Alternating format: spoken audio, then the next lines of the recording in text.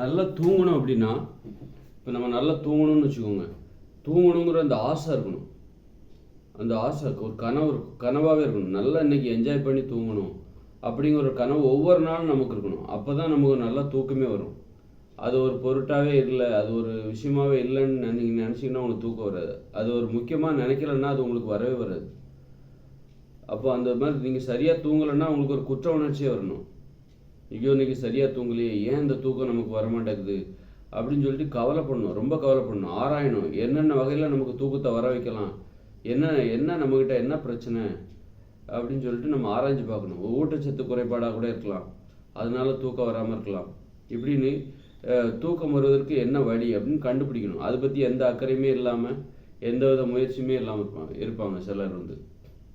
சில மருந்துகளால் அதை சரி பண்ண முடியுமா, அதில் வேறு என்ன வழியில் அதை சரி பண்ணலாம், என்ன பண்ணால் தூக்கம் வரலாம். இன்றைக்கி கொஞ்சம் நல்ல தூக்கம் வந்துச்சு. வழக்கமாக நமக்கு தூக்கம் சரியாக வராது, ஆனால் இன்றைக்கி நல்ல தூக்கம் வந்துச்சு. ஒரு அதுக்கு என்ன காரணமாக இருக்கும், நேற்று நம்ம என்ன சாப்பிட்டோம், நேற்றைய வாழ்க்கை முறை ஆராயணும். இன்றைக்கி நைட்டு நமக்கு அது நேற்று நைட்டு நல்லா தூங்கணும் அப்படின்னா, அப்போ நேற்று பகலில் நம்ம என்ன சாப்பிட்டோம், என்னெல்லாம் பண்ணணும், அதுதான் காரணமாக இருக்கும். அதை ஆராய்ஞ்சு பார்க்கணும். நம்ம எந்த மாதிரி என்ன உணவு சாப்பிட்டோம், நல்லா தூக்கம் வர்றதுக்கு ஒரு அந்த உணவு காரணமாக இருக்கலாம், நம்ம சாப்பிட்டா அந்த உணவு காரணமாக இருக்கலாம். அப்படி ஆராய்ஞ்சு பார்க்கணும்.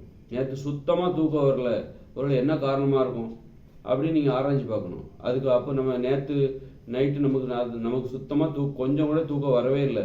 அப்போ என்ன காரணமாக இருக்கும், ஒருவேளை நேற்று மத்தியானம் சாப்பிட்டா பரோட்டா ஒரு காரணமாக இருக்கலாம் அப்படின்னு சொல்லிட்டு பரோட்டா சாப்பிட்டா தூக்கம் வராது. இந்த மாதிரி தூக்கம் வராமல் இருப்பதற்கான காரணங்களை கண்டுபிடிக்கணும். அந்த காரணங்கள்லேருந்து முதல்ல நம்ம விடுபடணும். அப்போ பரோட்டாலாம் சாப்பிடக்கூடாது. இப்போ கோழிக்கறி சாப்பிட்டிங்கன்னா அப்போ கூட தூக்கம் வராமல் போயிடும்.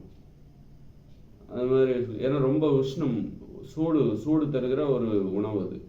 அப்படியே தூக்கம் வராமல் இருப்பதற்கு என்னென்ன காரணமோ அதெல்லாம் தவிர்த்து கொண்டே வர வேண்டும். நல்ல தூக்கம் வரல, ஒரு என்ன காரணமாக இருக்கும், இரவு குளிக்கலைன்னா குளிச்சுட்டு படுத்தா நல்லா தூக்கம் வரும்.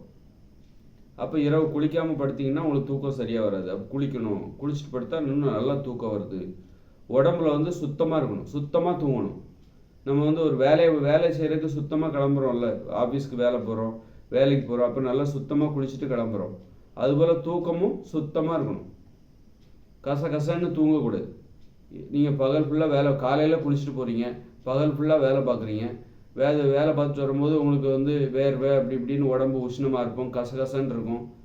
அப்படியே சட்டையை கழட்டி போட்டு படுத்து தூங்குனீங்க அப்படின்னா கசகசன்னு தான் தூங்கிட்டு இருப்பீங்க. ஒரு இடையூறு இருக்கும், தூக்கத்தில் ஒரு இடையூறு தொந்தரவு இருந்துக்கிட்டே இருக்கும். கசகசன்னு உடம்புல அரிப்பு இருக்கும், அந்த அரிப்பெல்லாம் சொரிஞ்சிக்கிட்டே நீங்கள் தூங்கிக்கிட்டே இருப்பீங்க. அதுக்கு பதிலாக நீங்கள் நல்லா சுத்தமாக குளிச்சுட்டு தூங்க, இரவு குளிச்சுட்டு படுத்தீங்கன்னா ஒரு சுதந்திரமாக இருக்கும், கசகசன்னு இருக்காது, அரிக்காது, நல்லா நிம்மதியாக தூங்கலாம். இப்படி தூங்குவதற்கு என்ன காரணம், தூங்குறது உங்களுக்கு பெரிய கனவாக இருக்கணும். தினமும் தூங்குறது அது உங்களுடைய உரிமை. தினமும் சாப்பிடணும், இது சாப்பிடணும், அது சாப்பிடணும்னு நினைக்கலாம். அதுபோல் தூங்கணுங்கிறது உங்களுடைய கனவு, அது உங்களுடைய உரிமை, அதை இழந்துடக்கூடாது. இன்னைக்கு தூங்கலைன்னா அது ஒரு மிகப்பெரிய குற்றமாக கருத வேண்டும்.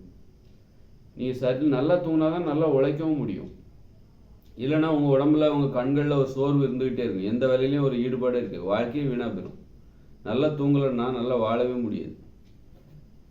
அதனால் தூக்கத்தை எப்படி உழைப்புக்கு நீங்கள் ஒரு முக்கியத்துவம் கொடுக்குறீங்களோ அது மாதிரி தூக்கத்துக்கு அவ்வளோ முக்கியத்துவம் கொடுக்கணும். உழைப்புக்கு நீங்கள் நான் அதுவாகணும், இதுவாகணும், பணக்காரனாகணும், கோடீஸ்வரன் ஆகணும், டாக்டர் ஆகணும், இன்ஜினியர் ஆகணும் அப்படின்னு நினைக்கிறீங்களா, அதுபோல் அந்த தூக்கத்துக்கும் நல்லா தூங்கவும் செய்யணும் அப்படின்னு நினைக்கிறேன். அதுக்கு இணையானது தான் அது. நல்லா தூங்கினா தான் அதெல்லாம் ஆக முடியும். ஆரோக்கியமாக இருக்கணும்னு நினைக்கிறேன், நல்லா தூங்கினா தான் ஆரோக்கியமாகவே இருக்க முடியும். அதனால் நல்லா தூங்குறது உங்களுக்கு ஒரு கனவாக இருக்கணும், ஒரு லட்சியமாக இருக்கணும். ஒவ்வொரு நாள் தினசரி லட்சியமாக இருக்க வேண்டும். தூக்கம் என்பது தினசரி லட்சியமாக இருக்கணும்.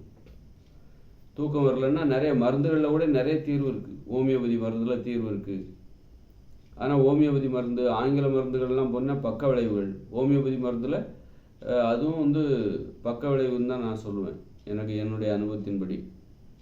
ஆனால் நல்லா தூக்கம் வர்றதுக்கு அற்புதமான தீர்வு ஹோமியோபதியில் இருக்குது. ஒரு மாதம் சாப்பிட்டாலே போதும், அப்புறமா தொடர்ந்து சாப்பிடணுங்கிற அவசியம் இல்லை. சாப்பிட்டா தான் உனக்கு தூக்கம் வரும் அப்படின்னா அது ஆங்கில மருத்துவத்தில் இருக்குது. ஆங்கில மருத்துவத்தில் பார்த்தீங்கன்னா சாப்பிட்டா தான் தூக்கம் வரும், அந்த மாத்திரையெல்லாம்.